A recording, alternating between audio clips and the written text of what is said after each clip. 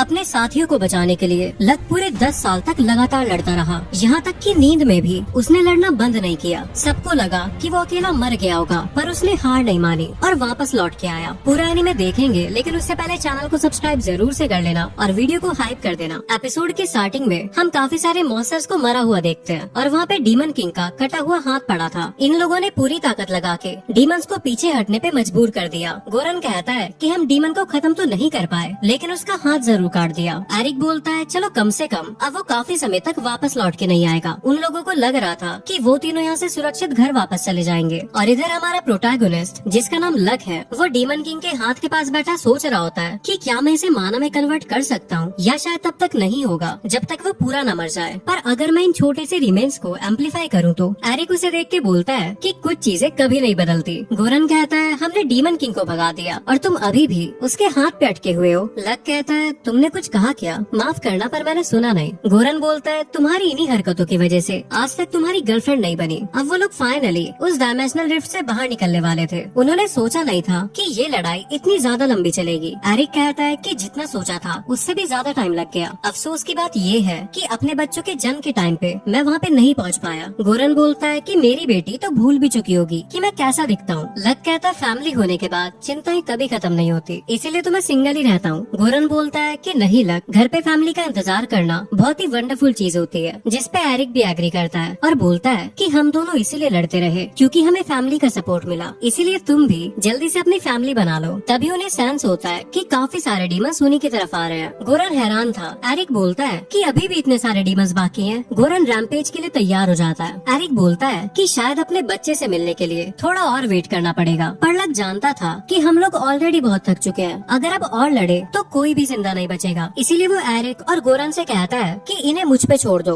और तुम दोनों यहाँ से निकल जाओ। वो कहते हैं कि क्या बोल रहे हो, तुम चाहते हो कि हम तुम्हें यहाँ पे अकेला छोड़ के भाग जाएं? लक उन्हें समझाता है कि डीमन किंग अभी तक डिफीट नहीं हुआ है और जब वो फिर से वापस आएगा तो हीरो की ताकत की जरूरत पड़ेगी। गोरन कहता है कि हीरो तो एरिक है, मैं एक वॉरियर हूँ, इसीलिए मैं भी लड़ूंगा। पर लक बोलता है कि तुम्हें अपनी फैमिली का भी ख्याल रखना है। तभी वो अर्थ मैजिक से उनके बीच दीवार खड़ी कर देता है, जिसे वो तोड़ भी नहीं सकते थे क्योंकि उसने बैरियर मैजिक लगा दिया था। लेकिन उसके दोस्त उसे अकेला छोड़ के नहीं जाना चाहते थे। तो लक बोलता है कि तुमने कहा था ना कि तुम्हारी फैमिलीज ने तुम्हें बैटल में सपोर्ट किया, पर मेरे लिए तो तुम दोनों ही मेरी फैमिली हो। मैं तुमसे जल्दी ही मिलूंगा। तुम दोनों जानते हो ना कि मैं कितना जिद्दी हूँ, और अगर तुम दोनों पास रहोगे तो मैं इतने सारे डीमन से लड़ने में डिस्ट्रैक्ट हो जाऊंगा। वो लोग अभी भी बैरियर तोड़ रहे थे, पर लक उन पे चिल्लाता है और उन्हें जाने को कहता है, और अब वो लड़ने के लिए आगे बढ़ चुका था। काफी सारे डीमंस उस पे अटैक करने आते हैं, लेकिन वो अपने मैजिक से उन सभी को ब्लास्ट कर देता है। वो मॉन्स्टर के ढेर पे खड़ा हुआ था और काफी थक चुका था, लेकिन डीमंस आना रुक ही नहीं रहे थे। उसे लगा था कि उसकी लिमिट खत्म हो चुकी है, पर जब वहाँ पे एक डीमन जनरल आया तो सब कुछ बदल गया। वो डीमन लक की एनर्जी और लाइफ फोर्स को एब्जॉर्ब कर रहा था, जिस एबिलिटी का नाम ड्रेन टच था। वो उसे दूर फेंक देता है। लक के पास अब ज्यादा माना भी नहीं बचा था और वो डीमन उसे मारने ही वाला होता है, पर तभी लक उसकी एबिलिटी ड्रेन टच को उसी के ऊपर यूज कर देता है और उसका सारा माना एब्जॉर्ब करके उसे खत्म कर देता है। लक एक्सप्लेन करता है कि जो भी स्पेल मेरे अगेंस्ट यूज किया जाए, मेरी लर्निंग स्किल से मैं उसे तुरंत सीख लेता हूँ। अब उसके सामने डीमंस का पूरा झुंड आ गया था, लेकिन उस डीमन जनरल का माना सोखने पर उसके अंदर इतनी ताकत आ गई थी कि उसे लगने लगा था कि अब वो कई सालों तक लड़ सकता है। उसके बाद उसे लड़ते लड़ते कितने हफ्ते और कितने महीने निकल गए उसे पता ही नहीं चला। जब उसे नींद आती थी तो वो खुद पे मैरोनेट स्पेल कास्ट कर लेता था, जिससे उसकी बॉडी लड़ती ही रहती थी, चाहे फिर वो सो ही क्यों न रहा हो। उसे ऐसा लगना ही बंद हो गया था कि वो इंसान है। उसने सभी डीमंस की लाशें बिछा दी थी, पर तभी उस पर फायर अटैक होता है, जिसे वो ब्लॉक कर लेता है और कहता है तुम इतनी जल्दी रिकवर भी हो गए डीमन किंग, मैंने तो सोचा था कि तुम कई सालों तक नजर नहीं आओगे। डीमन का हाथ पूरी तरह ठीक हो गया था। तभी लक उस पे अटैक कर देता है। डीमन किंग उसे पकड़ने का ट्राई करता है, पर वो जंप करके पीछे आ जाता है और ड्रेन टच यूज करता है, पर डीमन इस पर रोक देता है और अटैक करके उसका पेट चीर देता है। वो घाव काफी गहरे थे, अगर वो उन्हें जल्दी हील न करता तो मुसीबत में पड़ जाता। वो अपनी तलवार से अटैक करता है। लक ब्लॉक करने की कोशिश तो करता है, पर उसकी तलवार ही टूट जाती है क्योंकि डीमन किंग का हेक्सा ब्लेड काफी ज्यादा पावरफुल था। वो कहता है कि मुझे स्वॉर्ड की जरूरत ही नहीं है क्योंकि मैं तो एक सॉर्सरर हूँ, और वो अपनी हेलफायर से अटैक करता है, जिससे डीमन घुटने टेक देता है। अब वो वापस हेलफायर के साथ ड्रेन टच यूज करने लगता है और कहता है कि जैसा मैंने सोचा था, अब तो इम्प्रिजनिंग हेलफायर को डिफेंड करने में इतना ज्यादा बिजी है कि ड्रेन टच के ऊपर ध्यान ही नहीं दे पा रहा। चल अब चूज कर, मेरी हेलफायर से राख बनेगा या अपनी सारी लाइफ फोर्स गवाएगा। और वो डीमन किंग को मारने में कामयाब हो जाता है। वो उसकी राख से बाहर निकलता है और डीमन किंग की स्वॉर्ड उठाता है। वो खुश था कि फाइनली वो जीत गया। उसके बाद वो बाहर आता है, लेकिन उसे कोई अंदाजा नहीं था कि वो कहाँ है। इसीलिए वो रोड को फॉलो करने का डिसाइड करता है, क्योंकि बेचारे के पास अभी फूटी कौड़ी भी नहीं है और उसका एडवेंचर कार्ड भी जल चुका है। अब वो रॉयल कैपिटल पहुँचता है। गार्ड उसकी फटीचर हालत देख के उसे कुछ कपड़े भी दे देते हैं। वो पहले गोरन से मिलने का डिसाइड करता है, लेकिन उसका आलीशान बंगला देख के वो हैरान हो जाता है। बटलर आके पूछता है कि क्या आपको कोई मदद चाहिए। लक बताता है कि मुझे गोरन से मिलना है। वो पूछता है कि क्या आपने अपॉइंटमेंट ली है। लक कहता है नहीं तो बटलर मना कर देता है कि बिना अपॉइंटमेंट के आप अंदर नहीं जा सकते।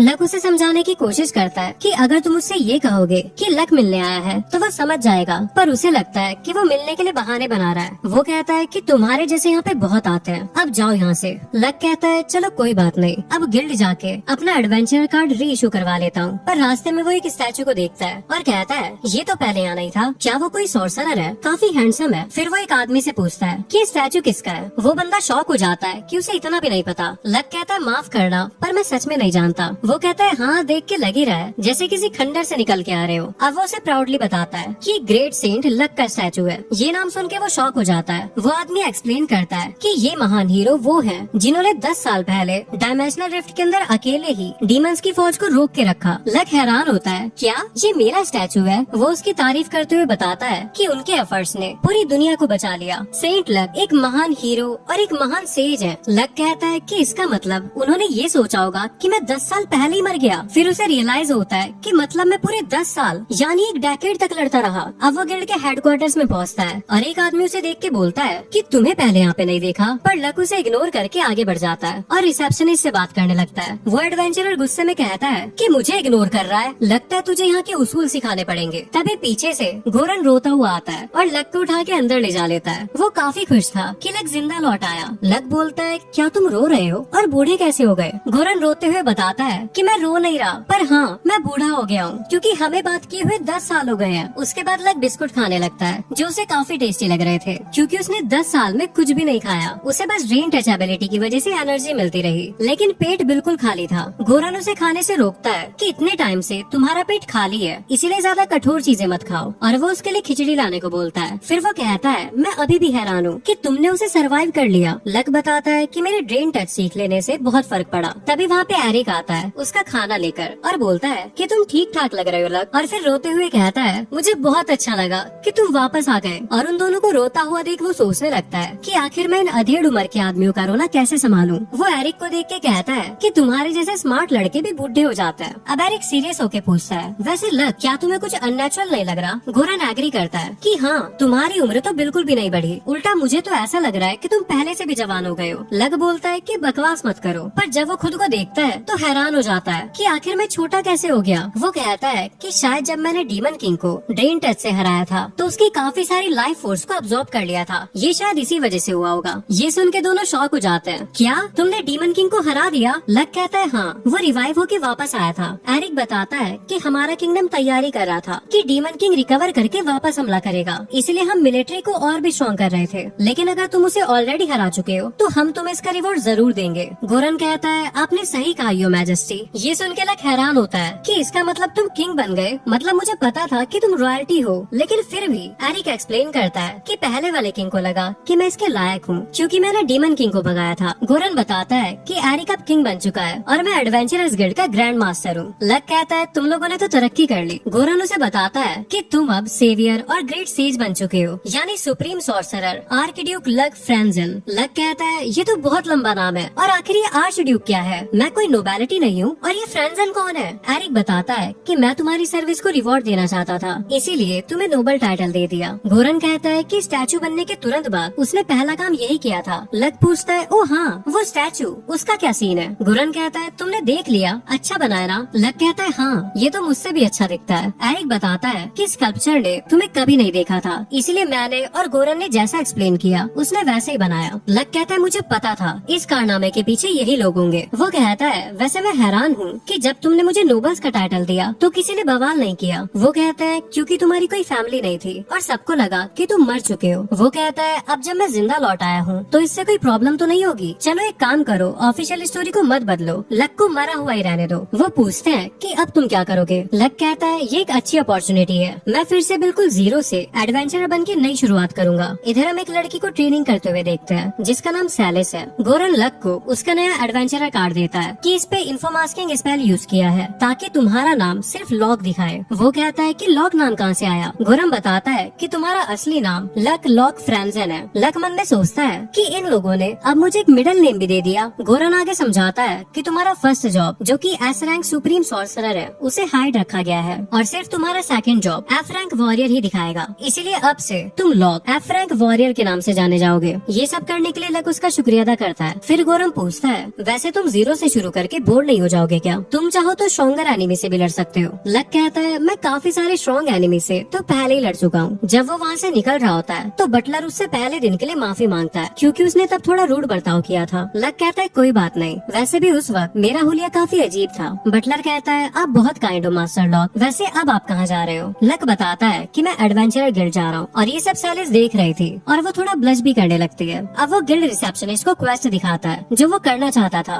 जिसे देख के अरुणे कहती है ये तो गॉब्लिन एक्समिनेशन क्वेस्ट है, पर क्या तुम इसे अकेले करने वाले हो? वो हाँ कहता है। अरुणे उसे वार्न करती है कि किसी नौसिखिए के लिए गॉब्लिन एक्समिनेशन पे अकेले जाना डेंजरस है, मैं ये रिकमेंड नहीं कर सकती। वो कहता है कोई दिक्कत नहीं, मैं ये कर लूंगा क्योंकि ऑब्वियसली वो एस रैंक पे है। वो कहती है कि नए लोग अक्सर गॉब्लिन्स को अंडर एस्टिमेट करते हैं और फिर मारे जाते हैं, इसीलिए अकेले जाने नहीं दे सकती। तभी वहाँ 2 एडवेंचरर्स आके उसे अपने साथ चलने को कहते हैं क्योंकि वो लोग भी एफ रैंक पे थे और उन्हें भी फ्रंट लाइन पे लड़ने के लिए कोई चाहिए था। अब क्योंकि लक एक वॉरियर है इसीलिए उन्हें खुशी खुशी उन दोनों के साथ उसका क्वेस्ट अप्रूव कर देती है। लक बोलता है पर मैंने हाँ कब कहा, लेकिन उन्हें खुश देख के वो सोचता है चलो नए बच्चों को ट्रेन करना भी इम्पोर्टेंट है। वो लड़का अपना नाम एरियो बताता है जो कि फायर बॉल यूज कर सकता है और उसकी छोटी बहन जेनी एक आर्चरर है। लॉक बताता है कि मैं तलवार चलाता हूँ और वो लोग क्वेस्ट के लिए निकल पड़ते हैं। एक विलेज में आके वो इन्वेस्टिगेट करते हैं कि गाँव वालों की 2 महीनों की फसल, 2 गाय और 3 भेड़ों का नुकसान हुआ है। उन्हें पता लगता है कि वेस्ट की फेंसिंग हमेशा डैमेज होती है, इसका मतलब गॉब्लिन उसी तरफ से आते हैं, जरूर वो किसी गुफा के अंदर होंगे। गिनी अंदाजा लगाती है कि वहाँ लगभग 10 गॉब्लिन होंगे। इस बात पे एरियो भी एग्री करता है। जिनी रास्ते के निशान देख के कहती है कि वो लोग जरूर आसपास ही होंगे। लक उसकी तारीफ करता है कि गिनी काफी स्किल्ड स्काउट है और काफी शातिर भी है। वो एफ रैंक की तो कहीं से नहीं लगती, लेकिन फिर भी इन लोगों ने गॉब्लिन्स कितने हैं इस बात का गलत अंदाजा लगाया है क्योंकि इन्होंने छलावे वाले फुटप्रिंट्स को नोटिस नहीं किया। और ये बात नोट करना भी जरूरी है कि गॉब्लिन्स खुद इतने चालाक नहीं होते कि अपने फुटप्रिंट्स छुपा सके। इसका मतलब कोई और मॉन्स्टर उन्हें लीड कर रहा है। लॉक उन्हें बताने का सोचता है पर फिर रुक जाता है और सोचने लगता है कि अगर इन्हें ट्रेन करना है तो पहले से सब कुछ नहीं बताना चाहिए। इन्हें अपने फेलियर से बहुत कुछ सीखने को मिलेगा, लेकिन इन्हें ना बताने का फैसला मेरा है, इसलिए इनकी जिम्मेदारी भी मेरी हुई। मैं कसम खाता हूँ इन्हें मरने नहीं दूंगा।